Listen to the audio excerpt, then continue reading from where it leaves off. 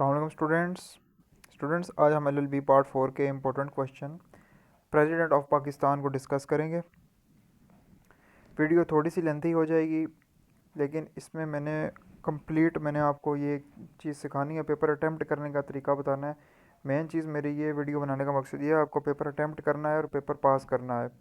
तो president of Pakistan ये जो क्वेश्चन है ये पार्ट 1, 2, 3, 4 ऑल पार्ट्स के लिए वो प्रेसिडेंट का अगर ऐसे क्वेश्चन पूछता है जो स्टेटमेंट क्वेश्चन में होगी तो वो सारे पार्ट्स में आपने इसी तरह लिखनी है, ठीक है। अब इससे मिलता जुलता जो पार्ट 4 में और पार्ट 3 वालों का जो न्यू बैच है उसमें एक और क्वेश्चन भी होगा, एमरजेंसी प्रोविजंस और powers of president to proclaimed emergency. अब वो क्वेश्चन जो है वो सेपरेट आता है, ठीक है, वो कंबाइन नहीं देते किसी क्वेश्चन के साथ। वो मैंने उसको बनाना मुनासिब नहीं समझा क्योंकि वो रेलिवेंट बुक्स में अच्छा लिखा हुआ है, बहुत अच्छा लिखा हुआ है। तो वो जो आपको रेलिवेंट बुक है तो वो आप उसको वहाँ से उसको फॉलो करना और उसको लाजमी वो पढ़ना, तो क्योंकि वो भी इंपॉर्टेंट क्वेश्चन है। 2023 में प्रेसिडेंट का क्वेश्चन लादा आया था और प्रेसिडेंट की एमरजेंसी प्रोविजंस जो थी वो क्वेश्चन लादा आया हुआ था, ठीक है। तो ये दोनों क्वेश्चन बहुत इंपॉर्टेंट है, लेकिन मैं इसको इसलिए एक्सप्लेन करूँगा, ये आपको देखना ये कितना वो पजलिंग क्वेश्चन वो बना देंगे। तो उसको स्टार्ट करते हैं। अब सबसे पहले वो जस्ट सिंपल यही कह देगा कि कंप्रिहेंसिव नोट दो जी प्रेसिडेंट ऑफ पाकिस्तान को under the relevant provisions of the constitution. फिर वो कहेगा elaborate the procedure of election powers of the president. अब उसमें दो चीज़ें पूछी हैं सिर्फ, how the president of Pakistan is elected and removed impeached under the constitution of Islamic Republic of Pakistan. आप सबसे पहले मेरी बात गौर से सुनो। इंपॉर्टेंट पॉइंट्स में अगर वो जस्ट कंप्रिहेंसिव नोट में कहता है ना, तो फिर आपने मोड्स और रिमूवल जो है ना ये प्रेसिडेंट के ये नहीं लिखने, बाकी सारे पॉइंट्स लिखने। अगर वो कहे कि मोड्स और रिमूवल लिखो फिर उसमें पावर्स नहीं लिखने, अगर वो कहे रिमूवल और पावर्स लिखो फिर उसमें मोड्स नहीं लिखने, क्योंकि वो लेंथी कर देगा क्वेश्चन को। Okay, introduction, relevant provisions, office, qualification, conditions और ये एक्टिंग प्रेसिडेंट, और ये तो इसकी जो back bone of this question समझ लो, ये तो लिखने लिखने। तो बाकी जो अगर वो क्वेश्चन में पूछेगा तो लिखने हैं, अदरवाइज़ नहीं लिखने। समझ आ गई होगी, मैं बेबी स्टेप्स की तरह समझाता हूँ यार आपको, तो होप ये समझ आ गई होगी। अब इसको एक्सप्लेन करते हैं। अब इंट्रोडक्शन है जी इसका। The constitution of 1973 is a partly parliamentary, and partly presidential in nature. The president is a symbol of unity of Pakistan. He is elected by a provincial assemblies as well as the national assembly and is the binding force between the federation and federal units. तो president जो है run करता है business of state को through the prime minister. वही कह रहा है जी ये पार्लियामेंट्री सिस्टम है, हाफ और पार्टली प्रेसिडेंशियल सिस्टम है। President is symbol of unity of Pakistan का। He is elected by provincial assemblies as well as national assemblies and the bindings for the between the federation and federal units है। President run तो करता है state को, लेकिन prime minister की consultation से ही run करता है। ओके, रेलिवेंट प्रोविजंस हमें लिख देने हैं इसमें, जो जो हमें जिस तरह क्वेश्चन में पूछे गए होंगे जो पॉइंट्स, उनके रेलिवेंट प्रोविजंस लिख के हमने इसको यहाँ तक एंड करना है। आगे पार्ट थ्री कह रहा हूँ, पॉइंट नंबर 3। अब office, qualification, conditions and term, इसको मैंने एक ही हेडिंग में बना दिया। आप अगर उस तरह करोगे, अब ऑफिस में लिखोगे यूँ और ये वो सारा एक बहुत पजलिंग हो जाएगा।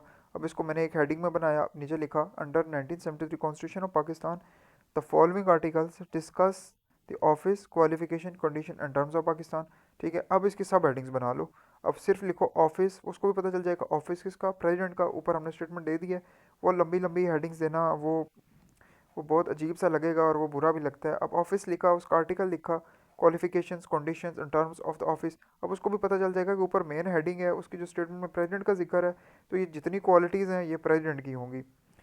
अब जो ऑफिस है, आर्टिकल ऑफिस लिखे, आर्टिकल 41(1), इट स्टेट है president is a constitutional head of the state and represent the unity of the Republic.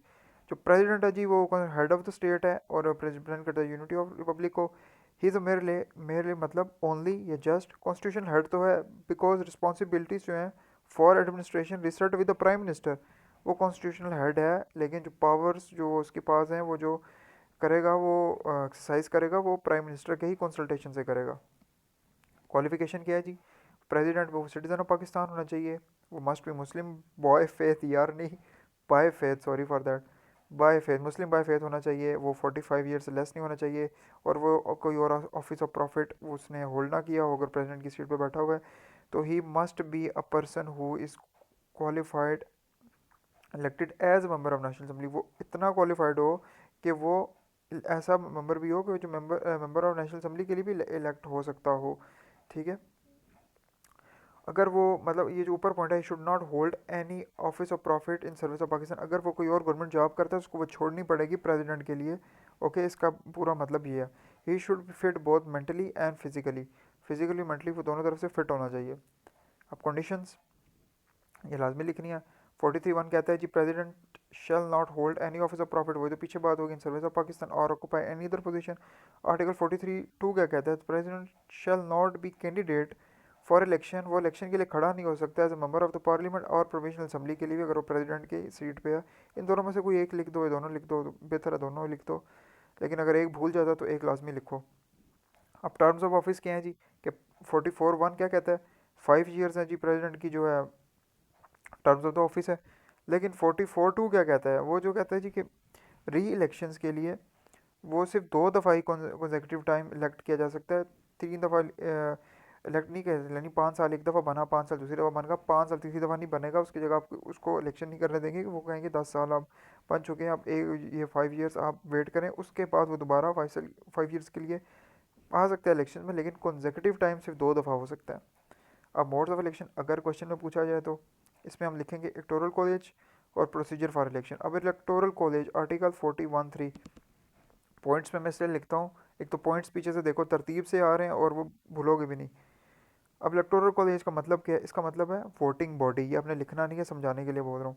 वो कहते हैं president shall be elected by the members of electoral college, the members of electoral college are, कौन से member हैं, बहुत parliament के house से और members of all provisional assemblies के, वो प्रेसिडेंट को इलेक्ट करती हैं। अब प्रोसीजर क्या है, आर्टिकल 41(3) क्या कहता है, first the election commission of Pakistan जो है कि वो होल्ड करते हैं जी और कंडक्ट करता है जी प्रेसिडेंट का इलेक्शन को। Second the election commission of Pakistan वो अपॉइंट करेगा presiding officer to preside the meeting of the members of parliament या मजलिस शुरा की। थर्ड चीफ इलेक्शन कमीशन जो है by public notification fix the time and place for depositing nomination paper. Fourth on the fix day, उस fix day पर जो chief election commission fix करेगा, member of any house shall nominate candidate and will inform the nomination. ठीक हो गया जी।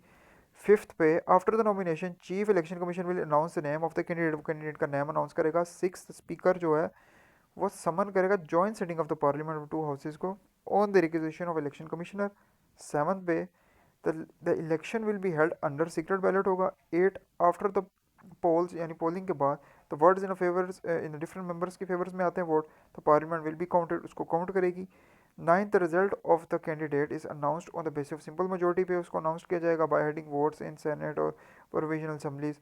Finally the candidate who secured the majority is declared successful. अब ये मैंने कितना आसान करके लिखा हुआ है, ठीक है। इसी तरह इसको हेडिंग बना के फर्स्ट सेकंड थर्ड जो पॉइंट्स बना के बुलेट फॉर्म में लिखोगे तो अच्छा इंप्रेशन पड़ता है। अब रिमूवल और इम्पीच, या रिमूवल या इम्पीच मतलब एक ही है, वो किसी तरह से पूछ लगता है आर्टिकल 47 में, अगर पूछा जाए तो फिर बताना है। Grounds for removal article 47(1) and procedure of impeachment article 47। अब कौन से ग्राउंड है जी जिसमें प्रेसिडेंट जो है जी उसको रिमूव किया जा सकता है 47(1) में, या फिजिकल इनकेपेबिलिटी हो, मेंटल इनकेपेसिटी हो, या guilty of violation of the constitution हो, ठीक है, ये तीनों तो समझ आ गए। On the account of gross conduct, gross conduct क्या है जी, इसका मतलब है ये वो ऐसा बिहेवियर सीरियस एक्शन जो एम्प्लॉयज़ करते हैं, वायलेट करते हैं वर्क प्लेस रूल से या एथिक्स या लॉ को, तो ये तो हो गए ग्राउंड्स, ये हमें पता चल गया ग्राउंड्स पे वो रिमूव होगा। अब आगे जो है वो प्रोसीजर है जी उसको रिमूव करने का।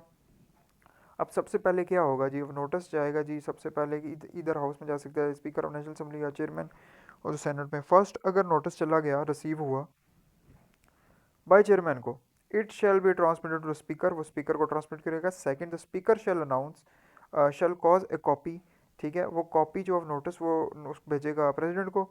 थर्ड जो नोटिस भेजेगा स्पीकर वो विद इन 3 डेज में भेजेगा, जब उसको फर्स्ट नोटिस चेयरमैन से आएगा उसी के 3 दिन के अंदर अंदर वो प्रेसिडेंट को भेजेगा। Fourth the speaker shall summon the two houses, वो दोनों हाउसेज को बुलाएगा पार्लियामेंट के और वो उस पर मीटिंग करेंगे। अब मीटिंग सिटिंग में क्या होगा, वो इन्वेस्टिगेट करेंगे किस कॉज पे जी चार्ज फ्रेम हुआ है अगेंस्ट प्रेसिडेंट को, तो उस पर सारी वो मीटिंग करेंगे।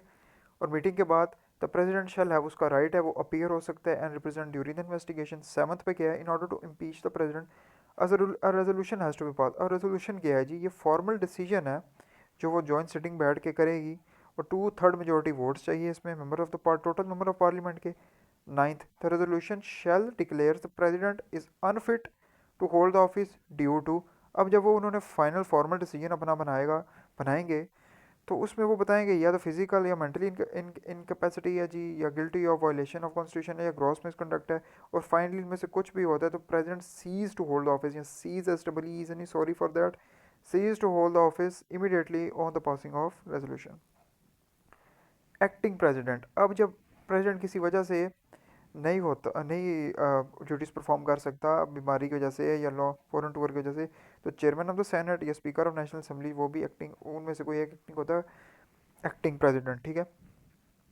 अब आगे है जिसके पावर्स ऑफ द प्रेसिडेंट, अगर क्वेश्चन में पूछे जाए पावर्स ऑफ द प्रेसिडेंट फिर बतानी है, अदरवाइज नहीं बतानी, तो फॉलोइंग और the powers of the president under 1970 constitution.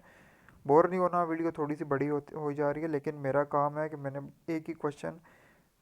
एक ही सारी चीज़ों को एक ही मैं कोशिश होती है वीडियो में मैं एक्सप्लेन करूँ। बार बार दूसरी वीडियोस की तरफ भेजना, वो उधर से अटेंशन इधर से उधर चली जाती है, तो वो चीज़ मैं नहीं चाहता। मैं चाहता हूँ आपको एक ही वीडियो में सारा कुछ समझ आ जाए। अब चूँकि ये क्वेश्चंस इन तीनों पॉइंट्स में मिलता जुलता था, थोड़े से लेंथी थे, तो यहाँ से देख लो, अगर सारे पेपर में लिखना शुरू कर दोगे तो टाइम बचेगा ही नहीं। तो पावर्स को एक्सप्लेन करते हैं। उसमें पावर्स रिगार्डिंग मिलिटरी है, वॉर एंड पीस है, जुडिशल पावर है, लेजिस्लेटिव पावर है, एग्जेक्टिव पावर्स है। अब उनको बारी बारी डिस्कस करते हैं। अब powers regarding military, on the advice of prime minister the president appoints the chairman and the joint chief of staff. Prime minister की एडवाइस पे बार बार एक चीज़ आती है कि president is powerless has compare to prime minister, क्योंकि वो प्राइम मिनिस्टर से ही एडवाइस लेके वो ये सारे काम करेगा। चीफ ऑफ आर्मी स्टाफ को वो अपॉइंट करेगा, चीफ ऑफ नेवल को, एयर स्टाफ को, और इवन दो वो उनके अलाउंस और सैलरीज भी वो प्रेसिडेंट ही डिटरमाइन करेगा, लेकिन on the with the consultation of prime minister. अब वॉर एंड पीस के लिए भी इसके पास पावर है जी। However such power can be used after making consultation with the prime minister. President has to power in Pakistan army to help the other states and United Nation organisations. Judicial powers भी है जी इनके पास। President of Pakistan possesses the following judicial powers: appointment of Chief Justice of Pakistan, appointment of Chief Justice of High Courts and Judges of Supreme Courts and High Courts, appointments of acting Chief Justice of Pakistan and Chief Justice of High Courts, appointment of acting and ad hoc judges यानी substitute और temporary judges भी, और एक और इसके बाद बड़ी exclusive power है, पावर आर्टिकल 45 में, पावर टू ग्रांट पार्डन, यानी माफ़ी भी दे सकता है प्रेसिडेंट। किसी को अगर कोई बहुत बड़ा मुजरिम है, अगर वो किसी तरीके से वो एप्लीकेशन जाती है उसके पास कि, तो वो पार्डन कर सकता है, किसी को भी पार्डन कर सकता है, किसी को भी माफ़ी दे सकता है। ये प्रेसिडेंट के पास एक जुडिशल पावर है। अब लेजिस्लेटिव पावर क्या है जी? उसके बाद राइट टू स्पीक है जी, राइट टू एड्रेस है, समनिंग ऑफ द पार्लियामेंट को समन कर सकता है पार्लियामेंट को किसी भी हाउस को, और प्रेसिडेंट असेंट या अप्रूव फॉर लेजिस्लेशन भी, और ऑर्डिनेंस आर्टिकल 89। अब ये इसके पास क्या पावर है? The president has the authority to announce ordinance when the parliament is not in session. जब पार्लियामेंट इन सेशन में नहीं होता तो प्रेसिडेंट के पास एक पावर है कि वो टेम्परेरी लॉज बना सकती है अर्जेंट सिचुएशन में। कोई भी अर्जेंट सिचुएशन बन गई, कोई इमरजेंसी वगैरह बन गई, कोई ऐसी कि इसमें parliament session is not in a session है, तो ऐसे टेम्परेरी लॉज बना सकते हैं under ordinance article 89 of 1973 constitution of Pakistan में। एग्जीक्यूटिव पावर, उसके बाद एग्जीक्यूटिव पावर भी है, अपॉइंटमेंट ऑफ अटॉर्नी जनरल है, अपॉइंटमेंट ऑफ गवर्नर्स है, appointment of members of finance commission है, appointments of members and chairman of the council of Islamic ideology है, फिर appointment of council of common interest, ठीक है। ये सारी इसके पास एग्जीक्यूटिव पावर्स हैं। अब आ जाते हैं कंक्लूजन पे। To conclude that the overall discussion from above, we can say that regarding to the constitution, recording है, recording नहीं है, sorry, recording तो हो रही है ये जो मैं कर रहा हूँ, regarding to the constitution of Pakistan 1973, the president is a head of the state, president जो है वो head of the state है, he is elected by the parliament के जो है वो इलेक्टेड होता है पार्लियामेंट से, his term of office 5 years, 5 years इसकी टर्म है। President gave orders with the advice of prime minister, ये प्राइम मिनिस्टर की जो एडवाइस पे ऑर्डर देता है। ऑल दो ही पोजेसेस मैनी पावर्स, दो अगर उसके पास बहुत ज़्यादा पावर्स हैं, बहुत ज़्यादा पोजेस करता है power, still president is powerless as compare to prime minister, क्योंकि वो प्राइम मिनिस्टर की इजाज़त के बगैर वो कोई, या उसकी कंसल्टेशन के बाद कोई अगर वो स्टेप वो पावर एक्सरसाइज नहीं कर सकता। तो ये तो चीज़ आज की वीडियो। तो होप मैं इसको जितना इसको मैं कॉम्प्रिहेंसिव कर सका मैंने किया, लेकिन अब ये चीज़ें देख लो कि इसमें 3 मेन इसकी पॉइंट्स हैं। अगर वो जो पूछेगा तो वो लिखने हैं, सारे नहीं लिखने, यही देख लोगे वीडियो कितनी बड़ी हो गई है, और उसमें फिर बंदा बोर भी हो जाता है। तो ये है कि जैसे पूछेगा वैसे बताना है, टाइम मैनेज करना है, और उसके अंदर अंदर ही सारा कुछ लिखना है। और इंशाल्लाह मैं जो नेक्स्ट वीडियोस हैं वो मैं फर्दर फर्दर मैं अपलोड करता रहूँगा इंशाल्लाह। तो hope to see you another video. अल्लाह हाफिज़।